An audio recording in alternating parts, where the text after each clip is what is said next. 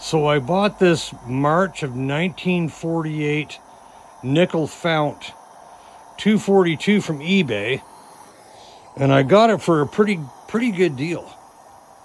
Wasn't a bad deal at all. It has a it's impossible to see. Maybe not. It has a made in England globe. And the fount is okay. It's got one little wooger right there. And that's a little disappointing, but I mean, it is what it is.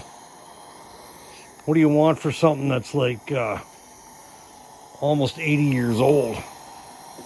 And it's true, it's almost 80. Let's see if I can get you some. Where is it? It's there. It's really hard to see. Hang on. I'm gonna rotate that around the other way. This will make it easy. I just rebuilt this thing. It needed a complete rebuild. It was horrible. So there we go. Yeah, you might be able to see that.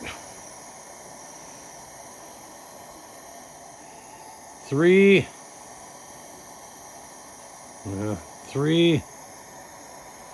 of 48.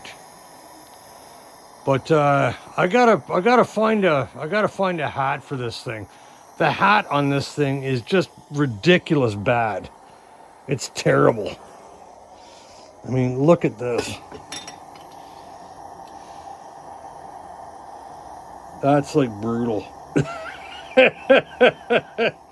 I mean, it's on there. It's okay. It's okay that way. I mean, at least I have one. What's the sense of complaining? But yeah, nice lantern. And despite the problems I had with it, the pricker rod had no needle. The needle was gone. The generator was trash. And as you can see, you might even be able to see it in the video, it's flickering a little bit. I tried to reuse the stuff that was in it, but I wound up having to put a paper packing in it because the asbestos packing just wouldn't come out. So it is the original generator body.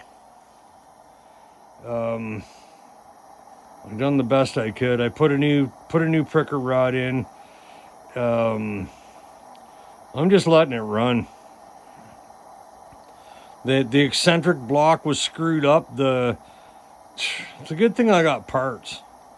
This thing was terrible but it was, it was pretty decent money, I guess, for what it is. So we'll leave it at that. We'll call it a day, and there you go. Another one saved from the scrap.